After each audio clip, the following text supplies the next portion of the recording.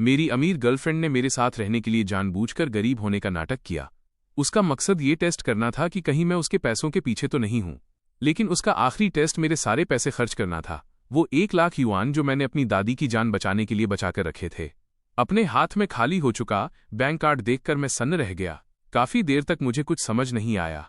मैंने अपना गुस्सा दबाया और बोला, तुमने वो पैसे किस चीज के लिए यूज किए? क्या वो वापस मिल सकते हैं? दूसरी तरफ शेन शियावेई काफी देर तक साइलेंट रही। अचानक उसने एक सेंटेंस कहा, जियांग चेन, अगर मैं कहूं कि मैंने सारे पैसे खर्च कर दिए हैं और वो वापस नहीं मिल सकते तो तुम क्या करोगे? शेन शियावेई की ये बात सुनकर कि उसने सारे पैसे उड़ा दिए हैं, मेरा पहला थॉट यही था कि अब पैसे चले गए। दादी की सर्जरी अब नहीं हो पाएगी। मैं अपने आखिरी रिश्तेदार को भी खोने वाला था।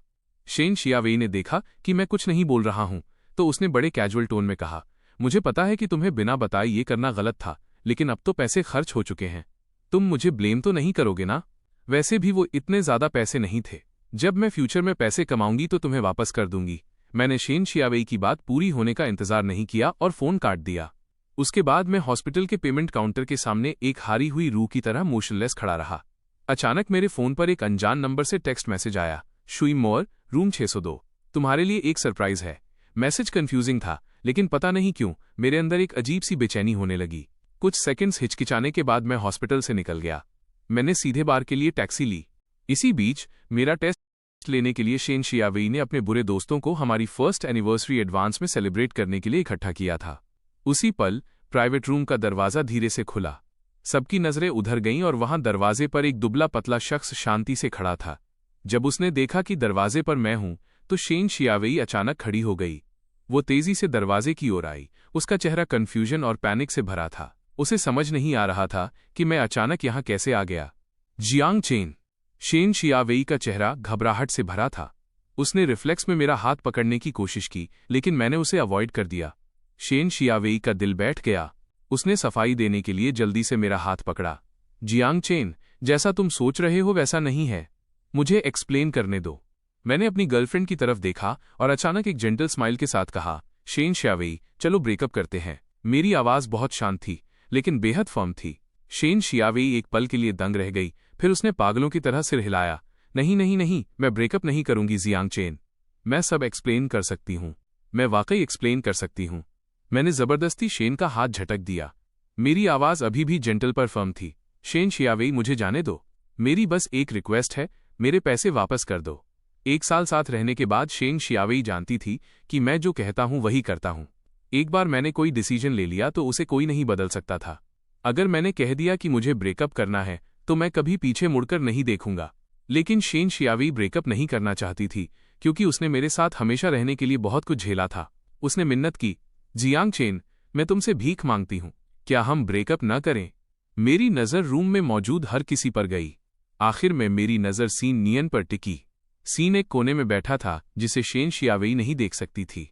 उसने मेरी तरफ एक मॉकिंग स्माइल दी, जैसे उसके होंठ कह रहे हों, तुम मेरा मुकाबला नहीं कर सकते।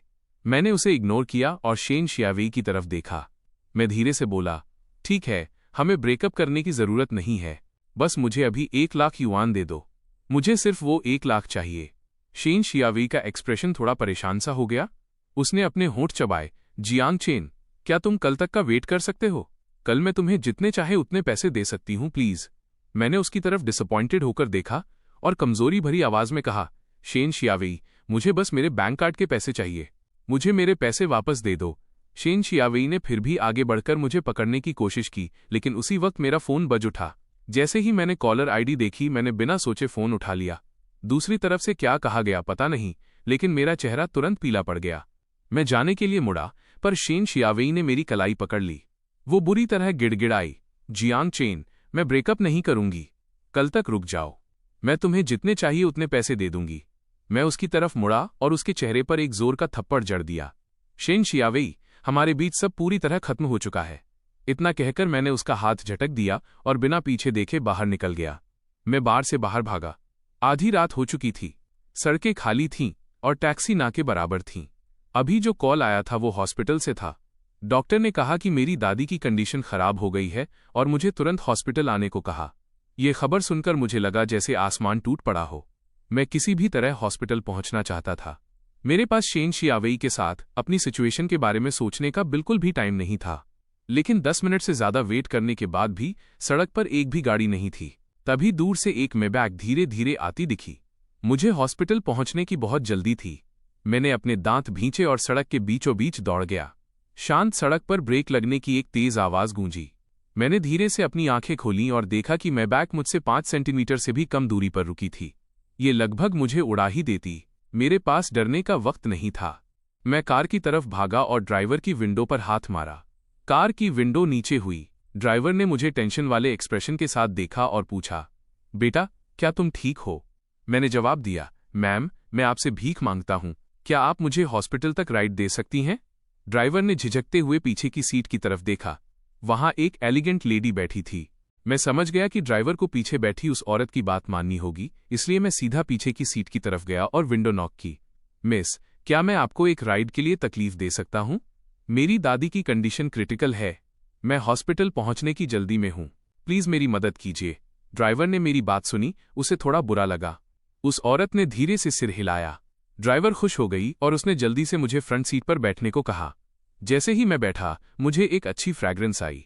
इससे मेरा परेशान मूड थोड़ा शांत हुआ। कार सड़क पर तेज रफ्तार से दौड़ने लगी।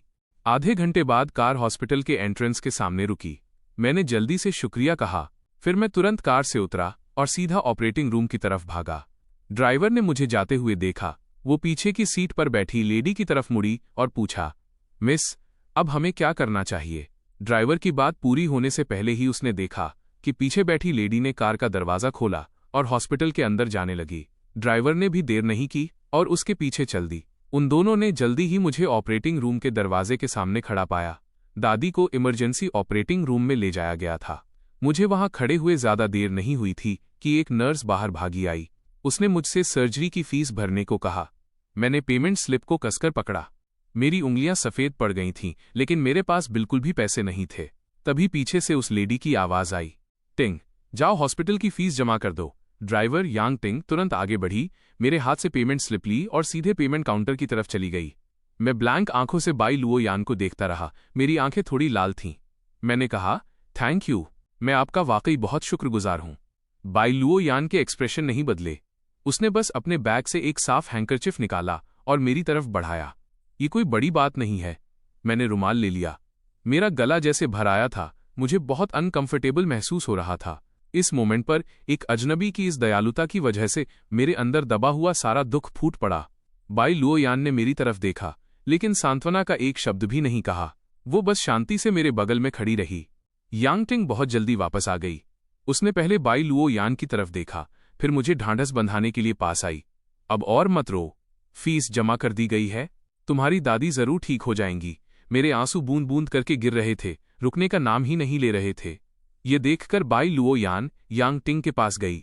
दोनों ने आपस में कुछ फुसफुसाया और यांग टिंग मुस्कुराते हुए वहां से चली गई। 10 मिनट बाद यांग टिंग हाथ में एक बैग लेकर वापस आई। वो तेजी से दौड़कर आई और मेरे हाथों में गर्म मिल्क टी का कप थमाते हुए बोली, थोड़ी मिल्क टी पी लो, इससे तुम्हें अच्छा फील होगा। मैंने लाल आंखों से यांग टिंग की तरफ देखा और उसे थैंक यू कहने ही वाला था कि यांग टिंग ने कहा, ये सब मेरी बॉस ने खरीदने के लिए कहा था। मैंने वापस बाई लुओ यान की तरफ देखा और कहा, थैंक यू। मुझे नहीं पता कि आज रात मैंने कितनी बार थैंक यू कहा था। 2 घंटे बाद ऑपरेटिंग रूम के दरवाजे आखिरकार धीरे से खुले। डॉक्टर बाहर आए। मैंने नर्वस होकर उनकी तरफ देखा और पूछा, डॉक्टर, मेरी दादी कैसी हैं? डॉक्टर का चेहरा दुख से भरा था। Mister Jiang, I am sorry. हमने अपनी पूरी कोशिश की। मेरे पैर लड़खड़ा गए और मैं गिरते गिरते बचा। यांग टिंग ने तुरंत आगे बढ़कर मुझे सपोर्ट दिया। मेरे आंसू फिर से बहने लगे। डॉक्टर शायद इस सीन के आदी थे। उन्होंने हमदर्दी से कहा, बूढ़ी औरत के पास अब बहुत कम समय बचा है, आप उनसे आखिरी बार मिल लीजिए। कुछ ही देर बाद दादी को व्हीलचेयर पर बाहर लाया गया। मैं उनके पीछे पीछे वार्ड तक गया। बाई लुओ यान भी पीछे पीछे आई। यांग टिंग भी कुदरती तौर पर साथ आई, लेकिन उन दोनों में से कोई भी कमरे के अंदर नहीं गया। वे बस दरवाजे पर खड़े रहे। वार्ड में मैंने दादी का झुर्रियों वाला हाथ अपने चेहरे से लगाया। मैंने उनका हाथ इतनी मजबूती से पकड़ रखा था जैसे मुझे डर हो कि अगर मैंने ढील दी तो वो अगले ही पल मुझे छोड़कर चली जाएंगी। लेकिन मुझे पता था कि ये सिर्फ खुद को धोखा देना था। दादी, मेरी आवाज रुंध गई थी। हॉस्पिटल बेड पर लेटी वो बुजुर्ग औरत पीली पड़ चुकी थी। मेरी आवाज सुनकर उन्होंने धीरे से अपनी आंखें खोलीं। मेरी लाल आंखें देखकर उनके चेहरे पर एक प्यारी सी मुस्कान आ गई। उन्होंने पहले की तरह धीरे से मेरा चेहरा सहलाया। तुम रो क्यों रहे हो? क्या किसी ने शियाओ चेन को परेशान किया है? दादी को बताओ। दादी तुम्हें इंसाफ दिलाएगी। मेरे आंसू टूटे हुए मोतियों की माला की तरह गिर रहे थे। मैं उन्हें रोक नहीं पा रहा था। मैंने सिसकते हुए कहा, दादी प्लीज मुझे छोड़कर मत जाओ। उनकी आंखें भी नम हो गईं। उन्होंने बड़ी मुश्किल से अपना हाथ उठाया और धीरे से मेरा सिर सहलाया। दादी अब तुम्हारे साथ और नहीं रह सकती। दादी मैं आपसे भीख मांगता हूं, प्लीज मत जाइए। हॉस्पिटल के कमरे से आ रही मेरी चीखें सुनकर बाहर खड़ी यांग टिंग की आंखें भी भर आईं। लेकिन बाई लुओ यान के एक्सप्रेशन अभी भी नहीं बदले थे। हालांकि उसकी नजरें मुझ पर ही टिकी थीं। टेस्ट के लिए स्ट्रॉ ले लो, उसकी आवाज शांत हॉलवे में गूंजी। यांग टिंग एक पल के लिए हैरान रह गई। फिर उसने तुरंत खुद को संभाला और कहा, जी मिस। यांग टिंग ने वो मिल्क टी का कप लिया जिससे मैंने अभी पिया था और वहां से चली गई। बाई लुओ यान मुझे हॉस्पिटल रूम में ऐसे देख रही थी जैसे कुछ फुसफुसा रही हो।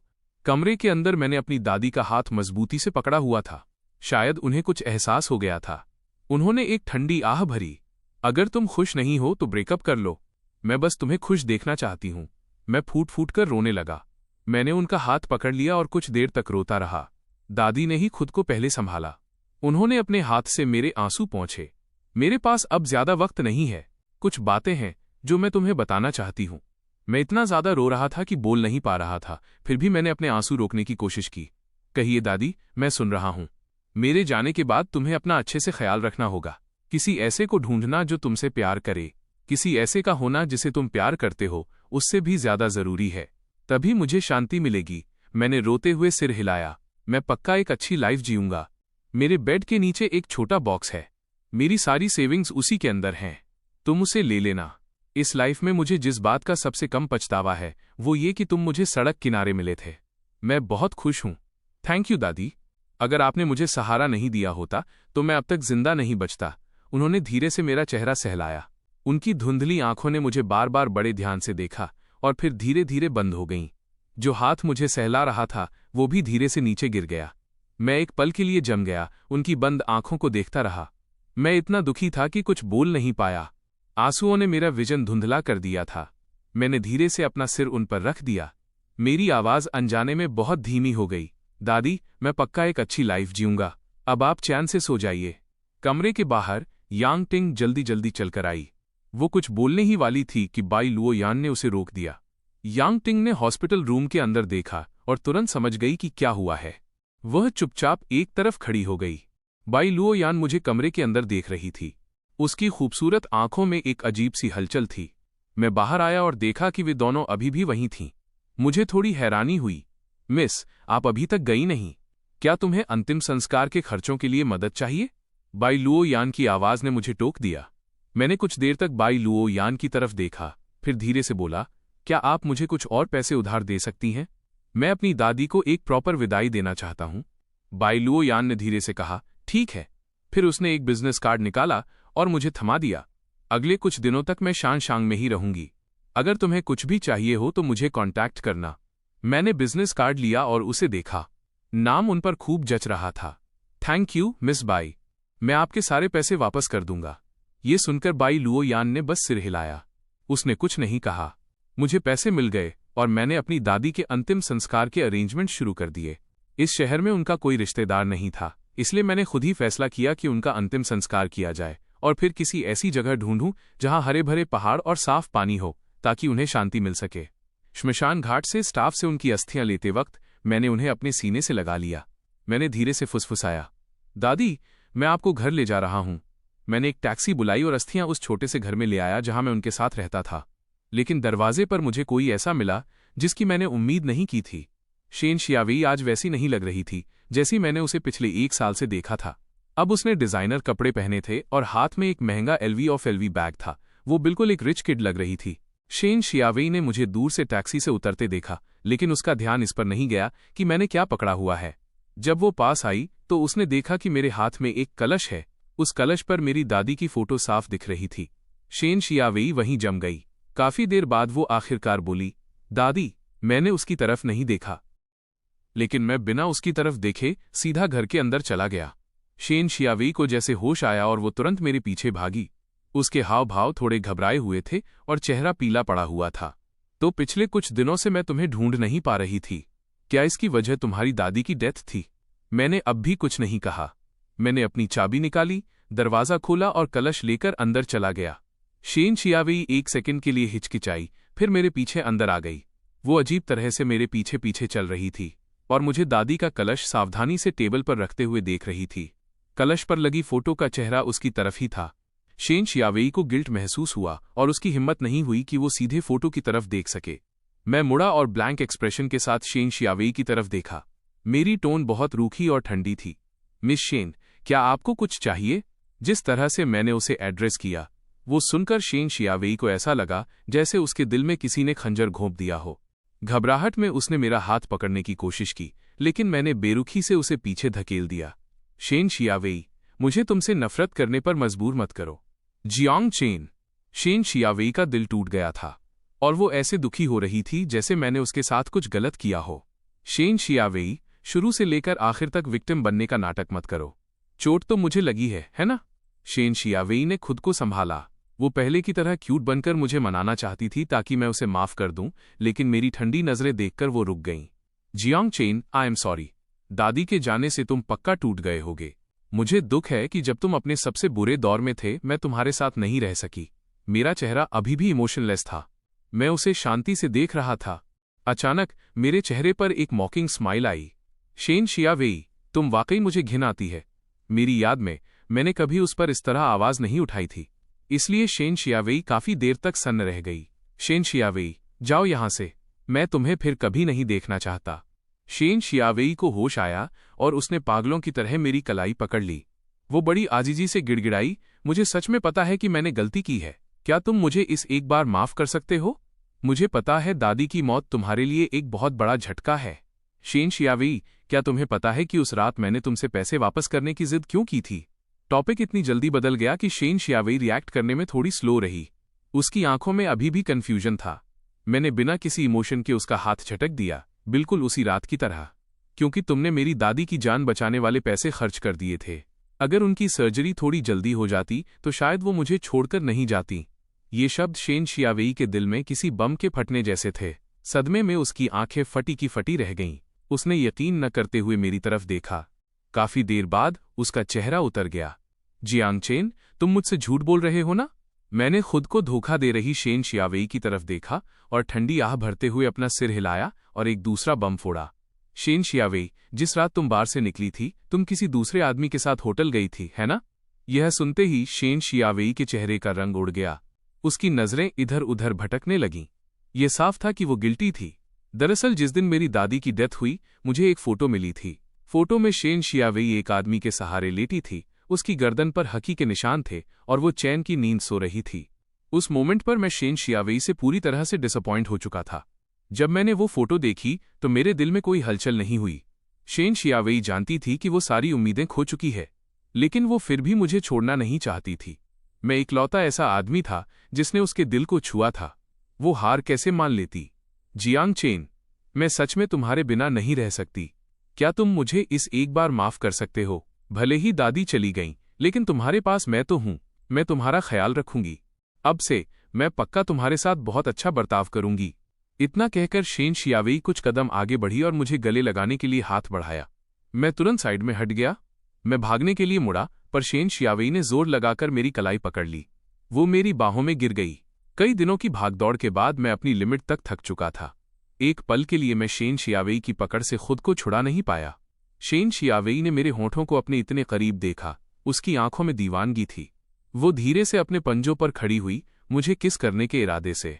मुझे शेन शियावेई के इरादे का एहसास हो गया। शेन शियावेई एक पल के लिए रुकी, फिर उसकी आंखों में एक पागलपन सा छा गया। जियांग चेन, मैं तुमसे बहुत प्यार करती हूं। अगर मैं खुद को तुम्हें सौंप दूं तो तुम मुझे छोड़कर नहीं जाओगे ना? मैं टाइम पर रिएक्ट नहीं कर पाया और उसने मुझे जमीन पर धकेल दिया। अचानक दरवाजे से एक साया अंदर आया और उसने एक हाथ से शेन शियावेई को, जो मेरे ऊपर थी, खींचकर दूर फेंक दिया। इससे पहले कि शेन शियावेई कुछ समझ पाती, उसके चेहरे पर एक जोरदार थप्पड़ पड़ा। मैं सोफे से उठा। बाई लुओ यान को अचानक वहां देखकर मैं थोड़ा हैरान था। मिस बाई लुओ यान ने जबरदस्ती शेन शियावेई को जमीन पर पटक दिया। हमारे आसपास की हवा ठंडी होने लगी थी।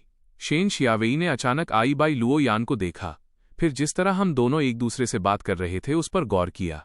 तुरंत ही उसके सिर में खून चढ़ गया और वो बिना सोचे समझे बोल पड़ी, जियांग चेन, तो तुम मुझे छोड़ने की इतनी जल्दी में इसलिए थे क्योंकि तुम्हें कोई नई मिल गई है।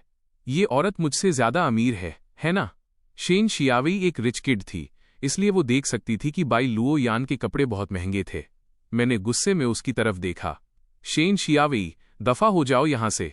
शेन को भी थोड़ा पछतावा हुआ, लेकिन बोले हुए शब्द वापस नहीं लिए जा सकते थे। उसने एक नज़र बाई लुओ यान पर डाली, फिर मेरी तरफ देखा और न चाहते हुए भी वहां से चली गई।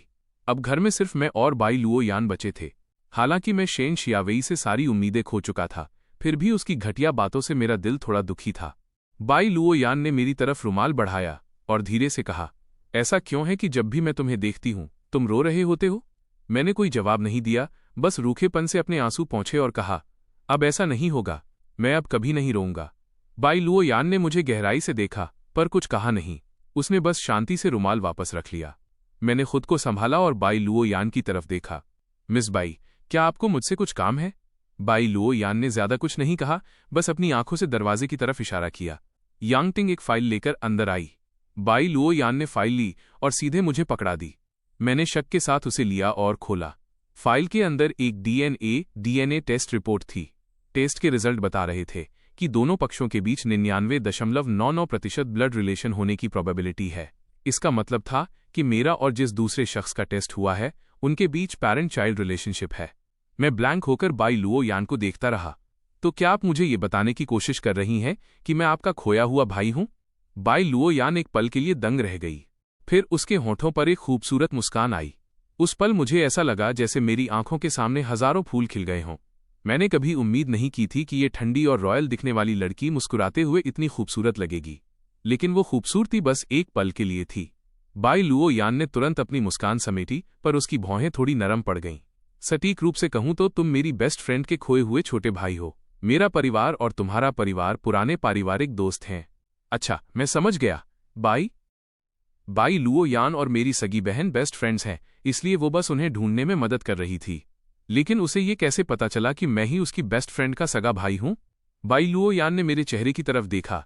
तुम मेरी आंटी के युवा दिनों की याद दिलाते हो, तुम बिल्कुल उनके जैसे दिखते हो, इसलिए मैंने अंदाजा लगाया कि शायद तुम ही मेरी बेस्ट फ्रेंड की फैमिली के वो खोए हुए बेटे हो। मैंने अपने हाथ में थामी फाइल को देखा। एक पल के लिए इस बात को हजम करना थोड़ा मुश्किल था कि मुझे मेरे जन्म देने वाले पेरेंट्स मिल गए हैं। मेरा रिएक्शन देखकर बाई लुओ यान ने धीरे से माफी मांगी। जैसे ही डीएनए टेस्ट के रिजल्ट आए, मैंने तुम्हारी फैमिली को ये खबर दे दी थी। वे अब रास्ते में ही होंगे। वे शायद कल तुमसे मिलने आ जाएंगे। ये सुनकर कि मेरे असली पेरेंट्स आ रहे हैं, ये कहना झूठ होगा कि मेरा दिल बिल्कुल नहीं पसीजा। दादी ने ये बात कभी नहीं छुपाई थी कि मैं एक गोद लिया हुआ बच्चा हूं। उन्होंने एक बार बताया था कि जब मैं उन्हें मिला था तो उन्होंने पुलिस में रिपोर्ट की थी, लेकिन पुलिस को ऐसी कोई फैमिली नहीं मिली जिसका बच्चा खोया हो। मेरे असली पेरेंट्स के बारे में भी कोई खबर नहीं मिली। काफी समय तक तलाश करने के बाद दादी ने मुझे मेरे असली माता पिता से मिलवाने की उम्मीद छोड़ दी और मुझे खुद गोद लेने का फैसला किया। आई एम सॉरी, मैंने बिना पूछे ये सब किया। बाई लुओ यान की ठंडी आवाज ने मेरे ख्यालों को तोड़ दिया। मैंने धीरे से सिर हिलाया। कोई बात नहीं, आपने कुछ गलत नहीं किया। बाई लुओ यान ने आगे पूछा, तो क्या तुम उनसे मिलना चाहते हो? मैं एक पल के लिए खामोश रहा और फिर धीरे से सिर हिलाया। मुझे नहीं पता। दादी का अभी देहांत हुआ है। मेरा दिमाग अभी काफी उलझा हुआ है। बाई लुओ यान ने सहमति में सिर हिलाया। मैं जानती हूं कि अचानक ये सब एक्सेप्ट करना तुम्हारे लिए मुश्किल है। तुम सोचने के लिए अपना वक्त ले सकते हो। वैसे भी वे कल आ ही रहे हैं। मैंने जवाब दिया, क्या आप मुझे इसके बारे में सोचने के लिए एक रात का समय दे सकती हैं? बाई लुओ यान के होठों पर एक हल्की मुस्कान आई। यह तुम्हारा हक है, फिर मैं तुम्हें और डिस्टर्ब नहीं करूंगी। मैं बाई लुओ यान को छोड़ने दरवाजे तक गया। इससे पहले कि वो कार में बैठती, मैंने उसे पुकारा, miss by, thank you. By Luo यान मुड़ी और सिर हिलाया। फिर वो सिर झुकाकर कार के अंदर बैठ गई। यांगटिंग मुड़ी और मेरी तरफ देखकर मुस्कुराई, फिर कार चला दी। मैं टेबल के पास गया और अपनी दादी का कलश उठाया। मैं बेडरूम की तरफ गया और कलश को बेड के सिरहाने रख दिया। मेरी उंगलियां धीरे से उस बॉक्स के निचले हिस्से को छू रही थीं। मेरी नजरें झुकी हुई थीं और मैं ख्यालों में खोया था। मैंने बेड के नीचे से एक छोटा बॉक्स निकाला। वो कुकीज का एक पुराना लोहे का डिब्बा था। मैंने सावधानी से उसकी धूल पोंछी और धीरे से उसे खोला। उसके अंदर ज्यादा कुछ नहीं था। एक रुमाल में लिपटे हुए कुछ पुराने नोटों की गड्डी, कुछ फोटोज, एक लाल पोटली और एक लिफाफा। इन चीजों को देखकर मेरी आंखों में अपने आप आंसू आ गए। मैंने फोटोज उठाईं। ये मेरी और मेरी दादी की साथ वाली चंद तस्वीरों में से एक थी। फोटो में दादी का चेहरा बहुत प्यारा लग रहा था और मैं खुशी से मुस्कुरा रहा था। मेरी उंगली फोटो में उनके चेहरे को सहलाने लगी। एक आंसू फोटो पर गिर गया। देखते ही देखते और भी आंसू गिरने लगे। मैंने उन्हें पोंछा और फोटो को संभाल कर रखने से पहले उसे अच्छे से साफ किया। मैंने फिर से लिफाफा उठाया। दादी अनपढ़ थीं, वो शायद लिख नहीं सकती थीं। फिर इस बॉक्स में लेटर क्यों था? मैंने धीरे से लिफाफा खोला। अंदर वाकई एक लेटर था। दादी ने अपने जीते जी किसी लिखने वाले से अपने लिए यह लेटर लिखवाया था। लेटर में दादी ने लिखा था कि उन्हें पता था कि वो ज्यादा समय तक मेरे साथ नहीं रह पाएंगी।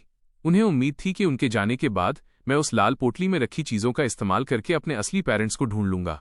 दादी ने लेटर में उस साल की डिटेल्स भी लिखी थीं कि मैं उन्हें कैसे मिला था और उस वक्त मेरे पास जो भी चीजें थीं वे सब उस बॉक्स में रखी थीं। लेटर पढ़ने के बाद मैंने लाल पोटली उठाई और उसे खोला। पोटली के अंदर एक लॉन्जेविटी लॉक था। वो बहुत ही खूबसूरती से बनाया गया था। जब दादी ने मुझे पाया था तब वो लॉक मेरे गले में था और उसके पीछे एक नाम खुदा हुआ था। इत्तेफाक से दादी का सरनेम भी जियांग था, इसलिए उन्होंने मेरा नाम जियांग चेन रखा। अगले दिन मैंने एक फैसला किया। चूंकि दादी चाहती थी कि मैं अपने असली माता पिता को ढूंढूं और उनसे मिलूं तो मैं उनकी बात मानूंगा। क्या मेरे असली पेरेंट्स जल्द ही नहीं आने वाले थे? तो मैं उनसे मिलने जाऊंगा। लेकिन मैंने ये भी साफ तौर पर सोच लिया था, जब तक मेरे असली पेरेंट्स मुझे अपनाने की थोड़ी सी भी इच्छा नहीं दिखाएंगे, मैं उनके साथ वापस नहीं जाऊंगा। मैं उन रिश्तेदारों के साथ घर जाने के बजाय अकेले रहना पसंद करूंगा जो मुझे एक्सेप्ट नहीं करते। अगले दिन दोपहर को मैं बाहर जाने ही वाला था कि किसी ने दरवाज़ा खटखटाया। मैंने दरवाज़ा खोला और देखा कि बाहर कई लोग खड़े हैं। उनमें एक मिडिल एज कपल था जिनके चेहरे मुझे बहुत जाने पहचाने लगे, खासकर वो माँ जो थोड़ी थोड़ी मेरी तरह दिखती थीं। जैसे ही उन्होंने मुझे देखा वे आगे बढ़ीं और मुझे कसकर गले लगा लिया। माँ ने आखिरकार तुम्हें ढूंढ लिया। मेरा शरीर एक पल के लिए अकड़ गया। अनजाने में किसी अजनबी के फिजिकल कांटेक्ट को रिजेक्ट कर रहा था, लेकिन मेरे कान में माँ के रोने की आवाज़ ने मुझे थोड़ा इमोशनल कर दिया। मेरा इरादा उन्हें पीछे धकेलने का था, लेकिन मैं हिचकिचाया और मैंने कुछ नहीं किया। मिसेस जियांग और भी फूट फूट कर रोने लगीं। उनके गर्म आंसू मेरे कंधे को भिगो रहे थे। मैंने हिचकिचाते हुए अपना हाथ उठाया और धीरे से उनकी पीठ थपथपाई। अब और मत रोइए। उस एक सेंटेंस ने मिसेस जियांग को और भी जोर से रुला दिया। उनके बगल में खड़े मिस्टर जियांग की आंखें भी लाल थीं, लेकिन वे मिसेस जियांग की तुलना में थोड़े शांत थे। मेरी अनकंफर्टेबल स्थिति को भांपते हुए मिस्टर जियांग ने एक कदम आगे बढ़ाया और मिसेस जियांग को अपने पास खींच लिया। ठीक है, तुम हमारे प्यारे बेटे को डरा रही हो। ये सुनकर मिसेस जियांग ने तुरंत अपने आंसू पोंछे। हाँ, सही कह रहे हो, हमें अपने बेटे को डराना नहीं चाहिए। तभी मुझे याद आया कि सबको अंदर बुलाना है। फिर मैं पानी उबालने के लिए किचन में गया। मिस्टर जियांग और बाकी सब उस छोटे से घर के अंदर आए और वहां का सादा माहौल देखने लगे। मिसेस जियांग के आंसू फिर से निकल आए। वो छोटा घर भले ही पुराना था, पर साफ सुथरा रखा गया था। ये साफ था कि उनके बेटे को ये सारी मुश्किलें नहीं झेलनी चाहिए थीं। जियांग फैमिली के हर सदस्य के दिल में एक ही बात चल रही थी। इस बार पूरी जियांग फैमिली आई थी, मिस्टर जियांग, मिसेस जियांग और उनके 2 बच्चे। ये सुनकर कि उनका बरसों पहले खोया हुआ छोटा भाई मिल गया है, मेरे सगे भाई जियांग यांग और मेरी सगी बहन जियांग वानू दोनों अपना काम छोड़कर पेरेंट्स के साथ बेचांग आ गए थे। अभी जब दरवाज़ा खुला था तो दोनों भाई बहन ने मेरा चेहरा देखा और कंफर्म कर लिया कि उनके सामने खड़ा ये नौजवान वाकई जियांग फैमिली का खोया हुआ खजाना है, क्योंकि मेरा चेहरा और मिसेस जियांग का जवानी का चेहरा बिल्कुल एक जैसा था। इसके अलावा बाई लुओ यान की डीएनए रिपोर्ट से सब कुछ पहले ही तय हो चुका था। अब जिस जगह उनका छोटा भाई इतने सालों से रह रहा था उसे देखकर दोनों भाई बहन को अपने इस मिले हुए भाई के लिए दुख होने लगा। किचन में मैं काफी देर तक केतली को ब्लैंक होकर देखता रहा। हालांकि मैंने अपने असली माता पिता से मिलने के लिए खुद को मेंटली तैयार कर लिया था, लेकिन जब वे वाकई मेरे सामने खड़े थे तो मुझे एक अजीब सी बेचैनी और एंग्जाइटी महसूस हो रही थी। मेरे घर में आमतौर पर इतने मेहमान नहीं आते थे। मेरे पास पूरा टी सेट नहीं था, इसलिए मैंने कैबिनेट में छानबीन करके कुछ कप ढूंढे। चाय बनाने के बाद मैं बाहर आया। मिसेस जियांग ने मुझे बाहर आते देखा और तुरंत मेरी तरफ लपकी। जियांग यांग बहुत समझदार था। उसने आगे बढ़कर मेरे हाथ से ट्रे ले ली। लाओ, मुझे दो। इस बीच मिसेस जियांग ने मुझे पकड़कर घर के इकलौते छोटे सोफे पर बिठा दिया। बाकी सब ने बड़ी समझदारी से अपने बैठने के लिए कुर्सियां ढूंढ लीं। किसी के भी चेहरे पर उस जगह की हालत देखकर नफरत का भाव नहीं था, बल्कि उनकी आंखों में मेरे लिए बहुत दर्द था। मैंने झिझकते हुए अपनी नाक छुई। आई एम सॉरी, मेरा घर बहुत छोटा है। मिसेज जियांग ने जब मेरा ये फॉर्मल और दूरियों वाला बर्ताव देखा तो उनकी आंखें फिर से भर आईं। ये माँ की गलती है कि मैंने तुम्हारा ख्याल नहीं रखा और तुम्हें इतनी मुसीबतें झेलनी पड़ी। मैंने देखा कि मिसेज जियांग फिर से रोने वाली हैं तो मुझे भी दुख हुआ। शायद ये माँ बेटे का गहरा रिश्ता ही था। मैंने हाथ बढ़ाकर धीरे से उनकी पीठ थपथपाई। माँ, अब और मत रोइए। उस एक शब्द माँ ने मिसेज जियांग को रुलाना भुला दिया। उन्होंने बड़े खुश होकर मेरी तरफ देखा। जियांग चेन, तुम मुझे माँ बुलाने के लिए तैयार हो। आसपास खड़े जियांग फैमिली के बाकी मेंबर्स भी बहुत खुश थे। मिस्टर जियांग को भी अब और किसी बात की परवाह नहीं थी। वो मेरे बगल में बैठ गए और अपनी तरफ इशारा करते हुए बोले, मैं डैड हूं। मिस्टर जियांग की उम्मीद भरी आंखों को देखकर मेरा दिल उन्हें मना करने का नहीं हुआ, इसलिए मैंने भी पुकारा, डैड। मिस्टर जियांग एक हट्टे कट्टे इंसान थे, पर मुझे डैड कहते सुन उनकी आंखें भी नम हो गईं। उन्होंने अपना चेहरा घुमाकर अपने आंसू पोंछे। जियांग यांग बड़ी शालीनता से मुस्कुराया, मैं तुम्हारा बड़ा भाई हूं। जियांग वानरू भी धीरे से मुस्कुराई, मैं तुम्हारी बड़ी बहन हूं। मैंने अपने भाई बहन की तरफ देखा जो मेरे साथ इतने प्यार से पेश आ रहे थे, और मेरे चेहरे पर एक सच्ची मुस्कान आ गई। मिसेज जियांग ने देखा कि मैंने उन्हें कितनी जल्दी अपना लिया है, तो उन्होंने खुशी खुशी मुझे गले लगाना चाहा, पर अचानक कुछ सोचकर वो हिचकिचाईं। ये देखकर मैंने खुद आगे बढ़कर उन्हें गले लगा लिया। उनके आंसू बाढ़ की तरह बहने लगे और वो मुझे पकड़कर सिसकने लगीं। हमारे बगल में खड़े जियांग यांग को देखा तो वो भी सीधा रो ही रहा था। जियांग वानरू ये सब देखकर अपनी पलकें झपका रही थीं। उसने मुड़कर देखा कि बाई लुओ यान शुरू से आखिर तक शांति से एक तरफ खड़ी थी और सोफे पर बैठे मुझे ही देख रही थी। हालांकि उसके एक्सप्रेशन बहुत हल्के थे, पर यह साफ दिख रहा था कि वो अपनी बेस्ट फ्रेंड जियांग वानरू के लिए इमोशनल थी, जिसे उसका खोया हुआ छोटा भाई मिल गया था। लुओ यान, तुम्हारा बहुत बहुत शुक्रिया, इस बार जियांग वानरू ने बड़ी ईमानदारी से कहा।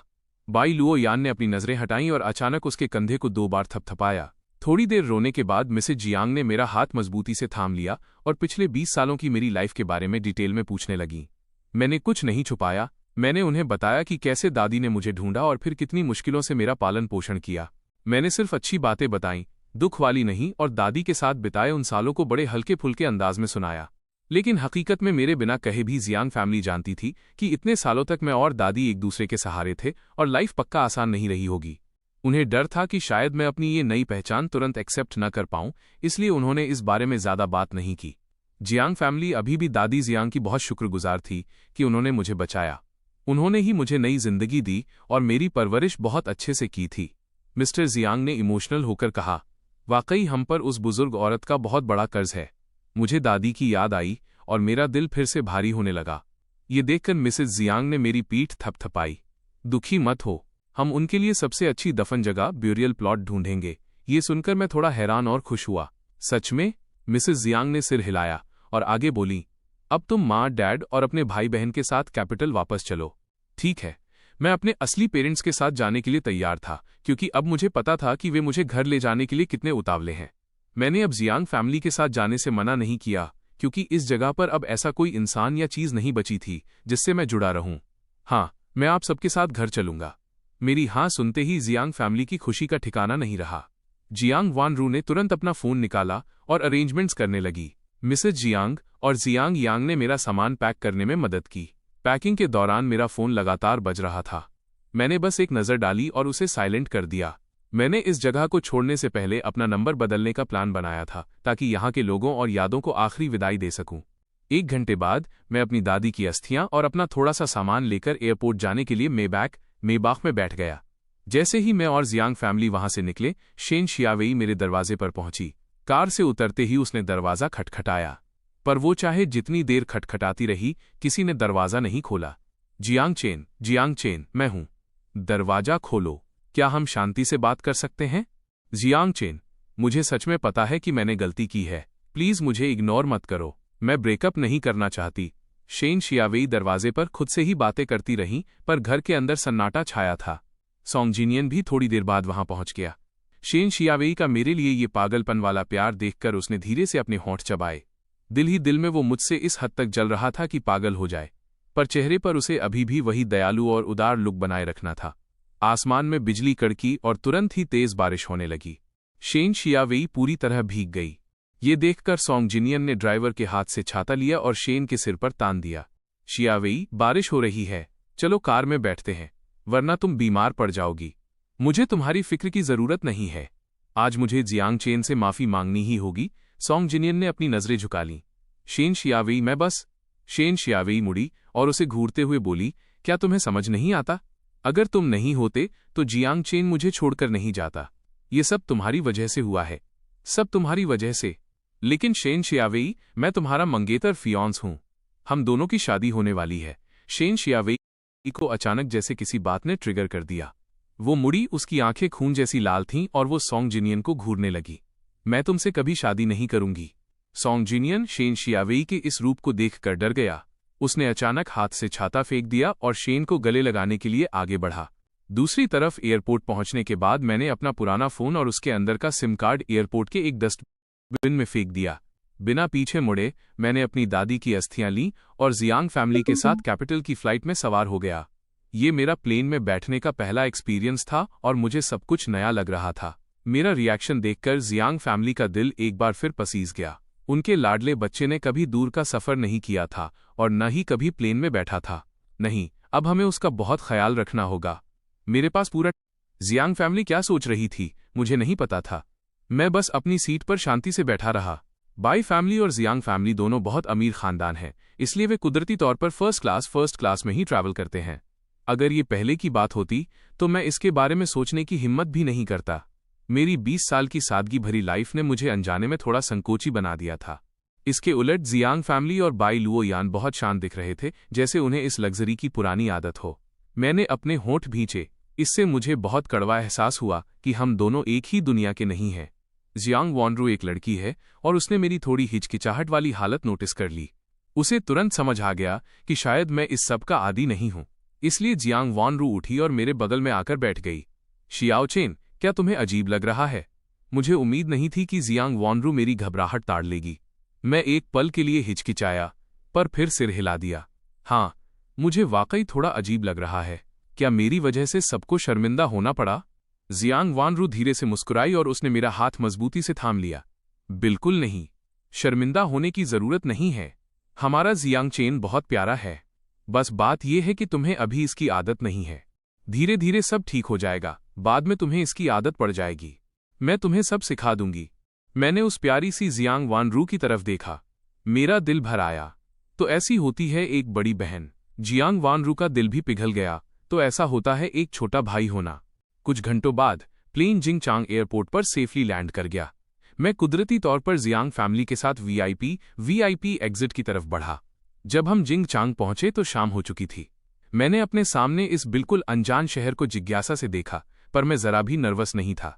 यही वो जगह है जहां मुझे बड़ा होना चाहिए था। एयरपोर्ट के वीआईपी एग्जिट के बाहर कई लग्जरी कारें पहले से ही वेट कर रही थीं। एक मिडिल एज आदमी जो बटलर जैसा लग रहा था, जियांग फैमिली को देखते ही मुस्कुराया और ग्रीट करने के लिए आगे आया।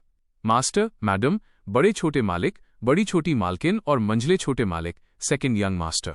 ये पहली बार था जब मुझे मंझला छोटा मालिक बुलाया गया। ये फीलिंग काफी नई थी, पर फिर भी मैंने बटलर को देखकर एक पोलाइट स्माइल दी। बटलर दंग रह गया। उसे उम्मीद नहीं थी कि ये नया मिला छोटा मालिक इतना तमीजदार होगा। जैसा कि उम्मीद थी, जियांग फैमिली के जीन्स वाकई बहुत स्ट्रांग हैं। भले ही छोटा मालिक इतने सालों तक खोया रहा, पर उसकी हड्डियों में समाये हुए ये बेहतरीन जीन्स कभी नहीं बदलेंगे। लग्जरी कार के अंदर काफी जगह थी, पर जियांग फैमिली का कोई भी मेंबर अलग कार में नहीं जाना चाहता था, इसलिए वे सब एक ही कार में ठुस गए। बाई लुओ यान भी समझदारी से जियांग फैमिली की कार में बैठ गई, जबकि कई कारें खाली थीं। सुबह जियांग फैमिली से मिलने के बाद से मुझे बाई लुओ यान से बात करने का मौका नहीं मिला था। इस वक्त बाई लुओ यान मेरे ठीक सामने बैठी थी। मैं मुस्कुराया और बोला, मिस बाई, थैंक यू। इस थैंक यू के बहुत मायने थे। मेरी दादी की मदद करने के लिए शुक्रिया और मुझे मेरी फैमिली से मिलाने के लिए शुक्रिया। बेचांग छोड़ने से पहले दादी की सर्जरी के लिए मैंने पड़ोसियों से काफी पैसे उधार लिए थे। मेरा इरादा था कि मैं हर घर जाके पैसे वापस करूंगा, पर मेरे सगे भाई जियांग यांग ने मुझे बताया कि उन लोगों की मदद के बदले सारे कर्ज चुका दिए गए हैं। जियांग फैमिली ने उन्हें शुक्रिया के तौर पर कुछ गिफ्ट्स भी दिए। जब मुझे ये पता चला तो मुझे एक बार फिर एहसास हुआ कि जियांग फैमिली मुझे कितनी अहमियत देती है। मैंने सिर उठाकर बाई लुओ यान की तरफ देखा। चेहरा अभी भी वही ठंडा और रॉयल था, पर मुझे उसमें थोड़ी सी नरमी दिखी। इतना फॉर्मल होने की जरूरत नहीं है, ये मेरा फर्ज था। मुझे महसूस हुआ कि मेरे दिल की धड़कन थोड़ी तेज हो गई है। मैंने शर्माकर अपना सिर झुका लिया। मेरी हिम्मत नहीं हुई कि मैं दोबारा लुओ यान की तरफ देखूं। ये देखकर मेरे बगल में बैठी मिसेस जियांग ने मिस्टर जियांग को एक नज़र देखा। वे एक दूसरे की आंखों का इशारा समझ गए। दोनों ने एक दूसरे को देखकर स्माइल की और मुझे और बाई लुओ यान को और भी ज्यादा प्यार भरी नज़रों से देखने लगे। जियांग वानरू अपनी बेस्ट फ्रेंड और अपने छोटे भाई के बीच की इस केमिस्ट्री को देखकर मन ही मन मुस्कुरा रही थी। मुझे नहीं पता कि हम कितनी देर से कार में थे, पर बाहर का नज़ारा अब धीरे धीरे बदलने लगा था। भीड़ भाड़ वाली सड़कों की जगह अब जंगलों ने ले ली थी। मैंने शक के साथ अपना सिर घुमाकर जियांग वानरू की तरफ देखा। जियांग वानरू मुस्कुराई, मेरा सिर सहलाया और बोली, यहां से लेकर ये पूरा पहाड़ बाई फैमिली की प्रॉपर्टी है। जियांग और बाई फैमिली के पुराने पुश्तैनी घर इसी पर बने हुए हैं। हैरानी से मेरा मुंह खुला का खुला रह गया। हालांकि मुझे पता था कि बाई और जियांग फैमिली के पास पैसा है, पर पूरा पहाड़ अपना होना कुछ ज्यादा ही था। पर हकीकत में ये तो सिर्फ शुरुआत थी। एक टॉप टियर फैमिली होना कोई छोटी बात नहीं थी। कार आधे घंटे तक पहाड़ पर ऊपर चढ़ती रही। दूर से मुझे एक बड़ा सा लोहे का गेट दिखा। जैसे ही कार पास पहुंची, गेट धीरे से खुल गया। मेरी आंखों के सामने दो आलीशान विला थे। सही कहूं तो वे दो बड़े आंगन वाले पुश्तैनी घर थे। आलीशान चाइनीज स्टाइल के आंगन वाले घर अगल बगल खड़े थे। वहां छोटे पुल थे जिनके नीचे पानी बह रहा था और कलाकारी से सजाए गए पत्थर थे। कार से उतरने के बाद मैंने अपने सामने की उस शानदार आर्किटेक्चर को देखा और दंग रह गया। मिसेस जियांग ने मेरा हाथ पकड़ा और धीरे से मुस्कुराईं। जियांग चेन, ये तुम्हारा घर है। लेफ्ट वाला बाई फैमिली का पुश्तैनी घर है और राइट वाला हमारे जियांग खानदान का। मैंने उन दो लगभग एक जैसे घरों को देखा और मन ही मन बाई और जियांग फैमिली की दोस्ती की दाद दी। इतने करीब रहना तो एक बात थी, पर उनके पुराने घर भी बिल्कुल एक जैसे थे। अचानक लेफ्ट वाले घर से कुछ लोग भागते हुए बाहर आए। सबसे आगे एक प्यारी और शालीन दिखने वाली बुजुर्ग महिला थीं। बाई फैमिली की दादी ने लाल रंग का चौंगसाम पहना था। वो तेजी से हमारी तरफ आईं। उनके पीछे एक कपल और कुछ मेड्स थीं। धीरे चलिए माँ, अगर मैं और लेट हुई तो मैं अपने होने वाले पोते दामाद ग्रैंडसन इन लॉ को नहीं देख पाऊंगी। मैं कंफ्यूज था। मेरा भाई जियांग यांग।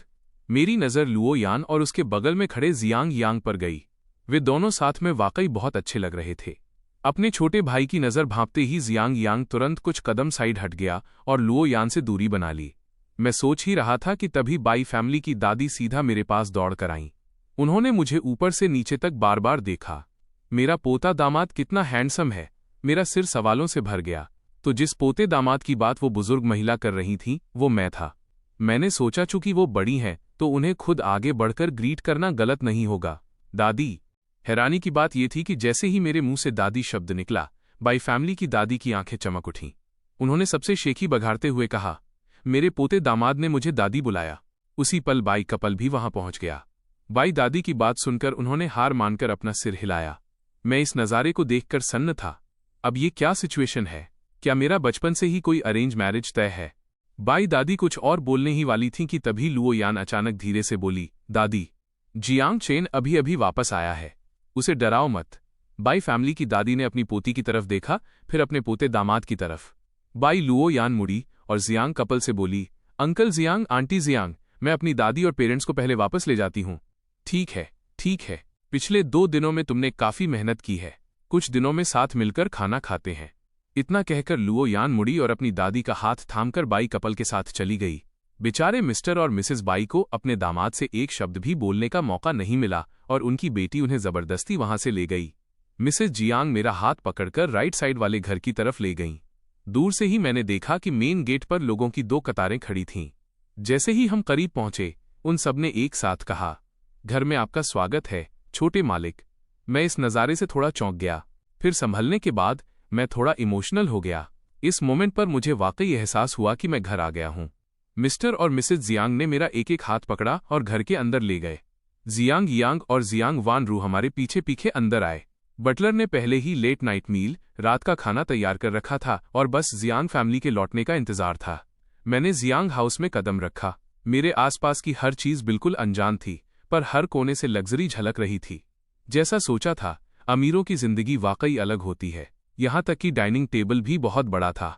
हालांकि उन्होंने जानबूझकर कोई छानबीन नहीं की थी, फिर भी मिसेस जियांग ने पहले ही मेरी पसंद नापसंद के बारे में पूछ लिया था, ताकि मेट्स ने जो खाना तैयार किया था वो सब मेरी पसंद का हो।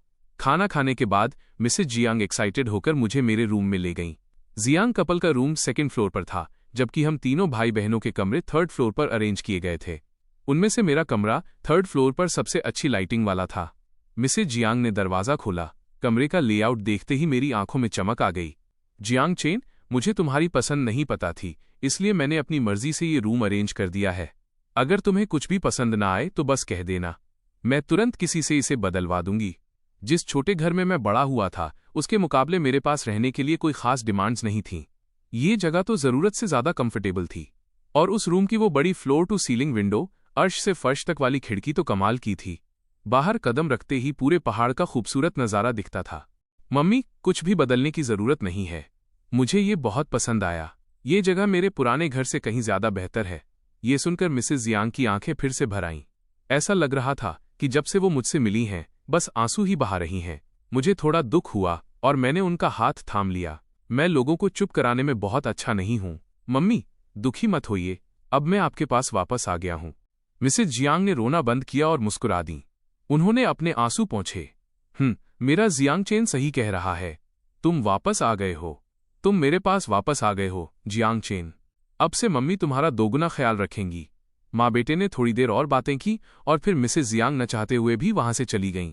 उनके जाने के बाद मैंने उस बिल्कुल नए माहौल को देखा और अपने नए कमरे का एक छोटा सा टूर लेने का फैसला किया। मेरा नया रूम बहुत बड़ा था, यहाँ तक कि उस छोटे घर से भी बड़ा जिसमें मैं और दादी रहते थे। आसपास घूमकर मुझे एहसास हुआ कि यहाँ की लग्जरी मेरी इमेजिनेशन से भी परे थी। फिर मैंने कमरे की बाकी जगह देखी और पाया कि मेरा रूम बगल वाले एक और रूम से कनेक्टेड था। वो एक स्टडी पढ़ने का कमरा था जिसे क्लासिकल स्टाइल में सजाया गया था। मुझे ऐसा लगा जैसे मैं टाइम ट्रेवल करके पीछे चला गया हूँ। स्टडी में किताबों से भरी दो बहुत ऊंची और बड़ी अलमारियां थीं। वहां भी एक बड़ी फ्लोर टू सीलिंग विंडो थी। उसे खोलते ही एक लंबा हवा में लटका हुआ गलियारा, सस्पेंडेड कॉरिडोर दिखा। उस लंबे गलियारे का दूसरा सिरा भी एक कमरे से जुड़ा था। मुझे जिज्ञासा हुई तो मैं दबे पांव उस गलियारे पर चल पड़ा। बिल्कुल वैसी ही एक स्टडी की विंडो के सामने खड़ा होकर मैंने अंदर झांका। अंदर बिल्कुल अंधेरा था। मैं एक पल के लिए हिचकिचाया। मैंने उसे धीरे से धक्का दिया और पाया कि दरवाज़ा खुला था। मैंने हैंडल घुमाया और दरवाज़ा खोला। ठीक उसी वक्त कमरे के दूसरे छोर से किसी और ने भी दरवाज़ा खोला। लाइट्स जल उठीं।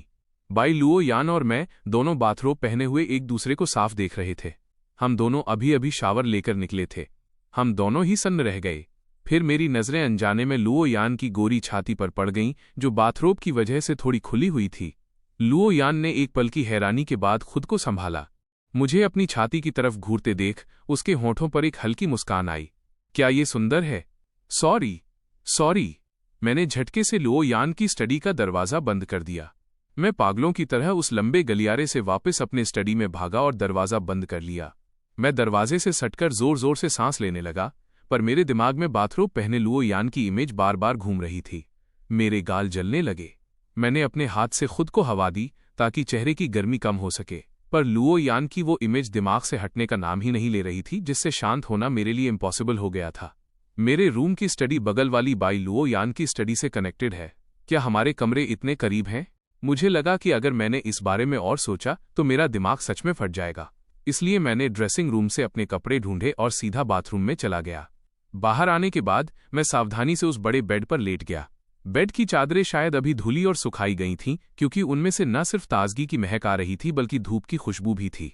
पहले मुझे लगा कि इस नए माहौल में मैं सुबह तक सो नहीं पाऊंगा, पर पता नहीं क्यों, शायद बहुत थकान की वजह से या उस बेड के कंफर्ट की वजह से लेटते ही मुझे गहरी नींद आ गई। सपने में मुझे मेरी दादी दिखीं।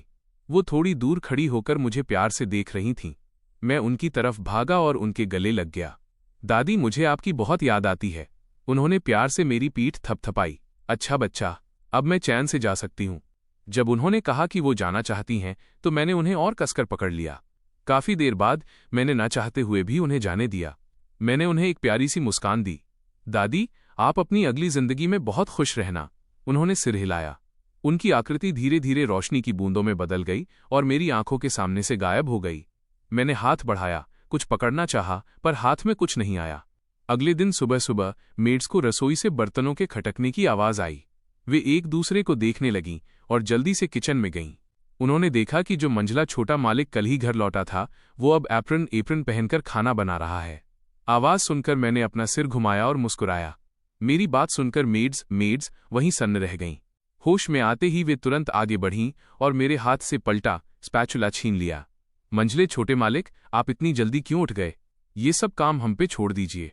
अगर मालिक और मालकिन को पता चला तो हमारी शामत आ जाएगी। मैंने मुस्कुराते हुए उनकी बात काटी। मैं मम्मी पापा से इस बारे में बात कर लूंगा। मैं जल्दी जाग गया था, इसलिए मैंने बस ब्रेकफास्ट बना लिया।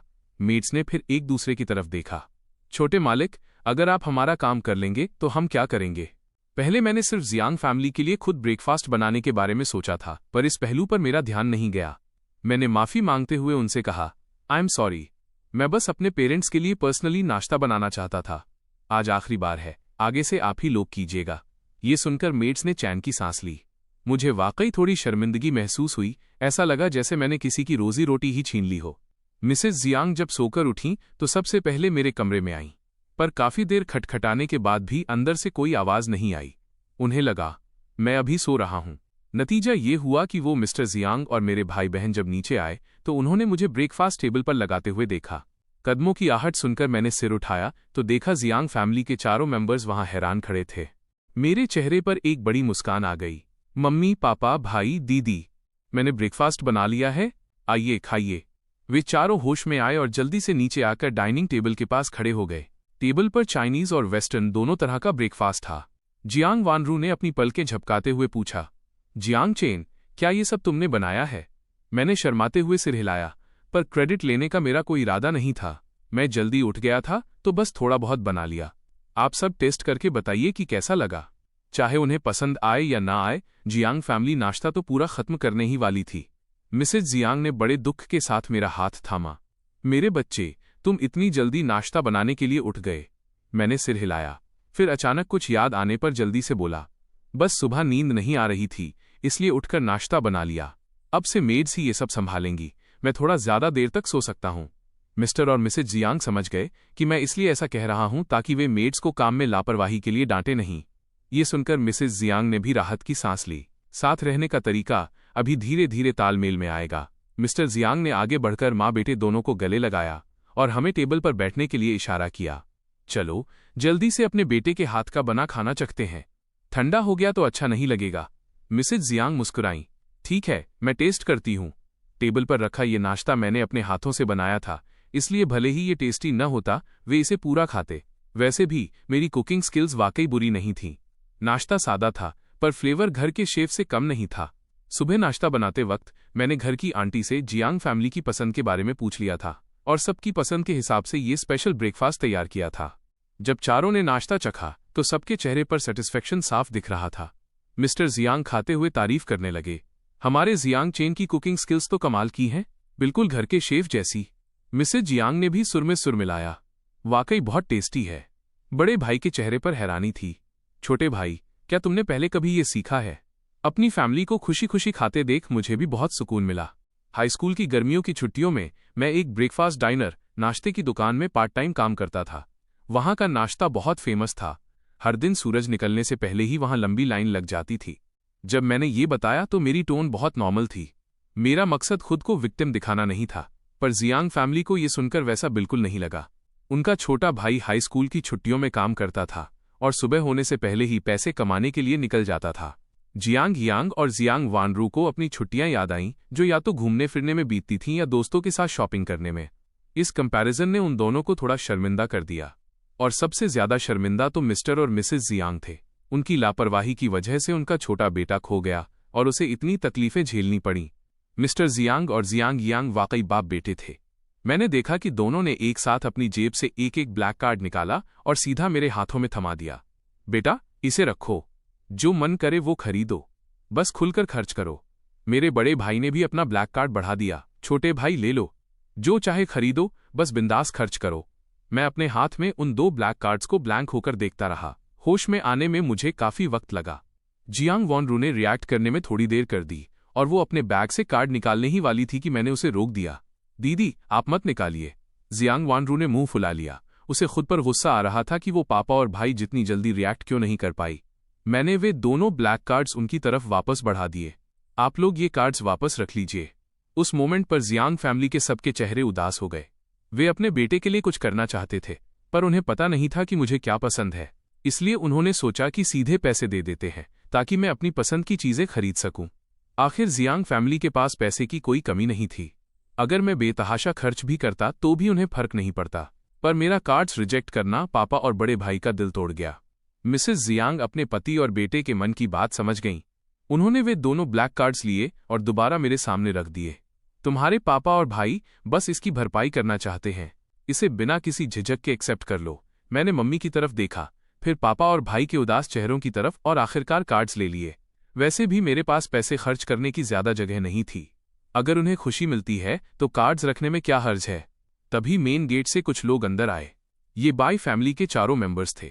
दरअसल बाई फैमिली की एक और बेटी भी है, पर वो अभी पढ़ाई के लिए विदेश में है और वापस नहीं आ पाई। बाई दादी के पहुंचने से पहले ही उनकी आवाज आ गई, पोते दामाद, दादी तुमसे मिलने आई है। जियांग फैमिली के सब लोग उनके स्वागत के लिए खड़े हो गए। बाई दादी ने टेबल पर नाश्ता सजा देखा तो हैरानी से पूछा, छोटे जियांग, क्या तुम्हारी फैमिली ने ब्रेकफास्ट शेफ बदल दिया है? मिस्टर जियांग ने बड़े गर्व से मेरी तरफ देखा। यह जियांग चेन है जो सुबह जल्दी उठकर ये सब बना रहा था। बाई दादी, क्या आपने? जैसे ही बाई फैमिली की मुखिया दादी ने सुना कि उनके पोते दामाद ने नाश्ता बनाया है, वो तुरंत टेबल पर बैठ गईं और चॉपस्टिक्स उठाकर खाने लगीं। ये देखकर मैं बोल पड़ा, दादी बाई प्लीज 1 मिनट रुकिए। बाई दादी की चॉपस्टिक्स हवा में ही रुक गईं। सबने देखा कि मैं तेजी से किचन में भागा और कुछ हल्की फुल्की लाइटर डिशेज बाहर ले आया। मैंने वो नाश्ता उनके सामने रखा। सबकी नजरें खुद पर देख मैं थोड़ा शर्मा गया। मैंने सुना था कि शायद बाई दादी आ रही हैं, इसलिए मैंने स्पेशली आपके लिए ये हल्का नाश्ता बनाया है। बुजुर्गों के लिए सुबह हल्का खाना ही बेहतर होता है। बाई और जियांग फैमिली का हर सदस्य जानता था कि बाई दादी को चटपटा और तेज मसालेदार खाना पसंद है और उन्हें फीका या हल्का खाना सबसे ज्यादा नापसंद था। लुओयान कुछ बोलने ही वाली थी कि उसने देखा बाई दादी ने बड़े चाव से वो हल्का नाश्ता उठाया और खाने लगी। उनके चेहरे पर नापसंदगी या मजबूरी का एक भी निशान नहीं था। इस बार सब वाकई हैरान थे। बाई दादी मुझे देखकर मुस्कुराते हुए खा रही थीं। मेरा पोता दामाद ही मेरा सबसे ज्यादा ख्याल रखता है। बाई कपल ने बेबसी से एक दूसरे को देखा। क्या वे अपनी माँ का ख्याल नहीं रखते थे? उन्होंने कितनी बार उन्हें हल्का खाना खाने की सलाह दी थी, पर क्या दादी ने कभी उनकी सुनी? और यहाँ मैंने बस एक बार कहा और दादी ने उसे खुशी खुशी खा लिया। वाकई अलग अलग लोगों के साथ बर्ताव भी अलग होता है। मिस्टर जियांग मुस्कुराए और उन्होंने बाई फैमिली को बैठने के लिए कहा। दरअसल मैंने बाकी तीनों के लिए भी अलग से नाश्ता तैयार किया था। एक ही मील से मैंने बाई फैमिली का दिल जीत लिया था। जब मैं लुओयान के पास नाश्ता लेकर गया तो मुझे अचानक कल रात वाला वो ऑकवर्ड इंसिडेंट याद आ गया और मेरे गाल तुरंत लाल हो गए। पर बाई लुओयान ने ऐसे रिएक्ट किया जैसे कुछ हुआ ही न हो। अपने सामने नाश्ता और ब्लैक कॉफी का कप देखकर उसकी गहरी आंखों में एक चमक आ गई। थैंक यू, उसकी साफ और मीठी आवाज मेरे कान में गूंजी। मेरे दिल की धड़कन एक पल के लिए रुक गई। Mention not, you're welcome. सबने हम दोनों के बीच की ये केमिस्ट्री देखी और एक दूसरे को जानकार नजरों से देखा। डाइनिंग टेबल पर दोनों फैमिलीज बहुत खुश और मिलनसार थीं।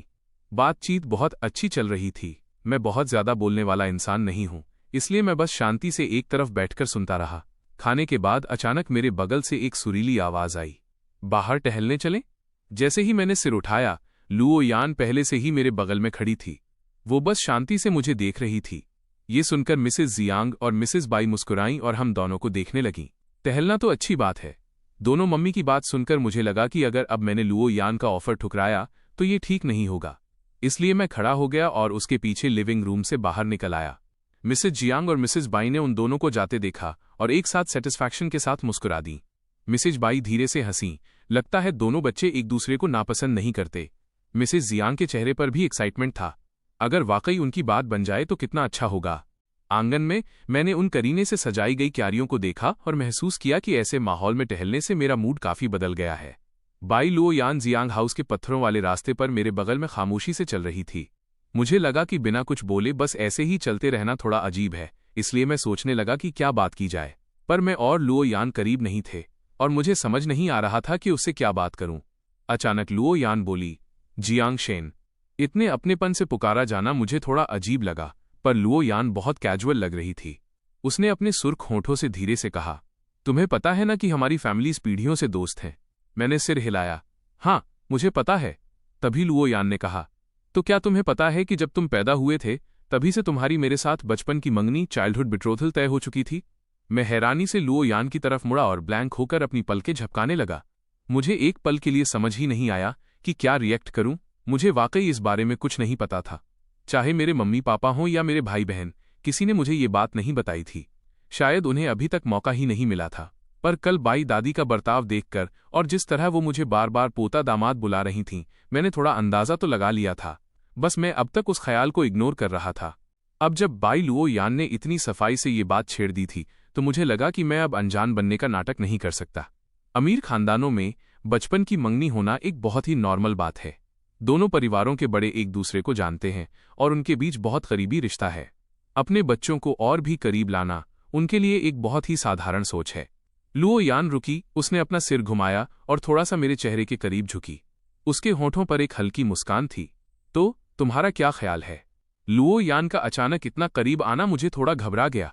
मेरा मन हुआ कि मैं पीछे हट जाऊं, पर मेरे पैर जैसे जम गए थे। लुओ यान को अपनी तरफ घूरते देख मुझे थोड़ी शर्म आने लगी। मैंने झेंपते हुए अपनी नजरें हटा लीं। मैंने अभी इस बारे में कुछ सोचा नहीं है। लुओ यान सीधी खड़ी हो गई। उसकी टोन काफी रिलैक्स थी, जैसे वो इसे पूरी तरह नकार नहीं रही थी। मैं सन्न रह गया। फिर मेरे गाल थोड़े गर्म महसूस होने लगे। मुझे लगा कि लुओ यान ने अभी जो कहा वो थोड़ा एम्बिग्यूअस था। इसके अलावा लुओ यान की बातों से कोई भी ये गलतफहमी पाल सकता था कि वो मुझे पसंद करती है। मैंने खुद को शांत करने की कोशिश की और लुओ यान की तरफ देखा। और आपका क्या? इस मंगनी को लेकर आपके क्या थॉट्स हैं? मुझे नहीं लगता था कि मैं उस टाइप का इंसान हूं जिससे बाई लुओ यान को पहली नजर में प्यार हो जाए। जब दोनों तरफ के बड़ों ने ये मंगनी तय की थी तो मेरी राय में उन्होंने बाई लुओ यान से नहीं पूछा होगा। शायद लुओ यान इस रिश्ते के खिलाफ हो। लुओ यान ने ज्यादा देर नहीं सोचा। उसकी टोन पहले की तरह ही शांत थी। मुझे इससे कोई ऐतराज नहीं है, तो इसका मतलब है कि तुम इसे पसंद करती हो, है ना? मुझे महसूस हुआ कि मेरे दिल की धड़कन तेज होने लगी है। लुओ यान की इन बातों से हमारे आसपास की हवा में जैसे पिंक बबल्स तैरने लगे थे। ऐसा लग रहा था जैसे लुओ यान कह रही हो कि वो मुझे पसंद करती है। मैंने अपने धड़कते दिल को काबू में किया। तो क्या आप बड़ों की तय की हुई इस मंगनी को एक्सेप्ट करती हैं? बाई लुओ यान ने मेरी तरफ देखा और अचानक हाथ बढ़ाकर मेरी बांह पकड़ ली। उसने कहा, मैं तुम्हारे हाँ कहने का इंतजार कर सकती हूँ। मैं जम गया, उसके चेहरे की तरफ देखने लगा। बाई लुओ यान का वो बेइंतहा खूबसूरत चेहरा। मैं बस देखता ही रह गया। अनजाने में मैं उसमें खो गया। लुओ यान ने मेरा वो दीवाना सा चेहरा देखा और उसके होठों पर एक मुस्कान खिल गई। लगता है तुम्हें मेरा ये चेहरा काफी पसंद आया। होश में आते ही मुझे लगा कि मुझे थोड़ा शांत होने की जरूरत है। फिर मुझे अचानक अपनी एक्स गर्लफ्रेंड की याद आई। काफी देर सोचने के बाद मैं धीरे से बोला, लुओ यान, मुझे आपसे एक बात सच सच कहनी है। लुओ यान को शायद पता था कि मैं क्या कहने वाला हूं। उसके सुर्ख होंठ थोड़े से भिंच गए। तुम मुझे अपनी और अपनी एक्स गर्लफ्रेंड के बारे में बताना चाहते हो? मैं चौंक गया, फिर ईमानदारी से सिर हिलाया।